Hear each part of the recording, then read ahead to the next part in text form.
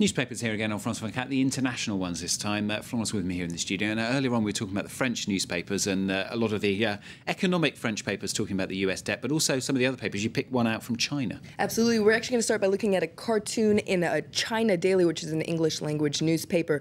There you can see Obama congratulating a very glum-looking group, a Democrat and a Republican as they're shaking hands over a deal. Congratulations, he says. Meanwhile, a huge ship, which we can imagine is the U.S. economy, kind of looks like the Titanic, is sinking into an ocean of deficit. We're actually going to also look at the International Herald Tribune. The debt crisis is also on the cover. Relief, but damage done globally, says the International Herald Tribune on its front page. Now, inside, an editorial looks at damage that's been done on a broader scale. According to this article by two law professors from Yale, it says that the U.S. is facing a democracy crisis. It says that this debt crisis has highlighted the dysfunctional relationship between Congress and the president. It says that it's proof that the balance at the heart of the Constitution is under threat. Now, the problem is twofold. First of all, the Congress is hamstrung and incapable of effective action, says this article, and therefore it's cut out of the process of any kind of decision. And this gives the president a poison challenge. And this is the second step. The president has increasing unilateral power, but also less of an ability to share responsibility and blame. Now, according to this article, the Constitution needs reform to be able to find a balanced relationship between the president and Congress. Now,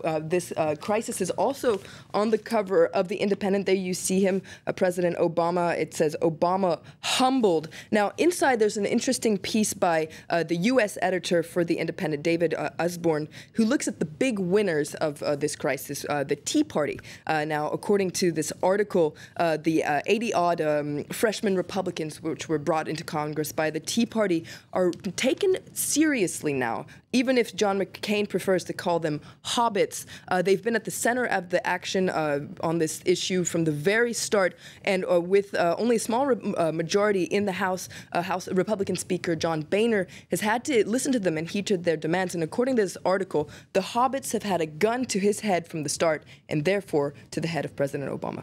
Okay, to a subject completely different now, the latest situation in Turkey. It's a complicated one, this, isn't it? The country's top military commanders resigned on Friday, officially asking for early retirement. And now Turkey's civilian leaders, they're going to choose the generals themselves. Absolutely. We're going to take a look at an editorial in the high-circulation Turkish newspaper called Hürriyet.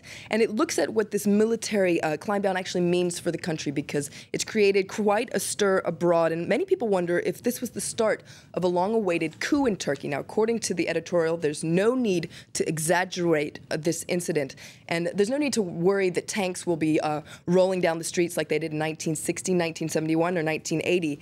There's the impression that things have changed. Before, generals issued ultimatums and took over power, and now all they can do is resign, giving early retirement. And it says that there's a clear message from the government that civilians are in the driving seat, and there's no risk that the car will be going off the road. Okay, the latest problems in the Horn of Africa also tackled. Absolutely. We're going to take a look at Sharq al-Aswat, which is an English language Saudi newspaper. And it says that it has harsh words for the ruling Somali Islamic Courts Union. It says that they're guilty of the greatest sin of all, which is watching their people die of starvation, while, according to this article, they're wasting time examining the kinds of robes that men and women are wearing. Now, according to this article in the Sharq al-Awsat, this is a problem for the Muslim nations as a whole. It says that Muslim people's problems lie in their inability to handle worldly affairs. And he says that Muslim nations are obsessed with this kind of idealistic Islamic model instead of focusing on the real problems that their countries face. And it says that anybody who wants to be a good Muslim ruler must not occupy themselves with what kind of robes their people are wearing. Instead, they should worry about feeding their people and giving them hope. All right, Florence Villeneuve with the international papers here on France 24. Stay with us.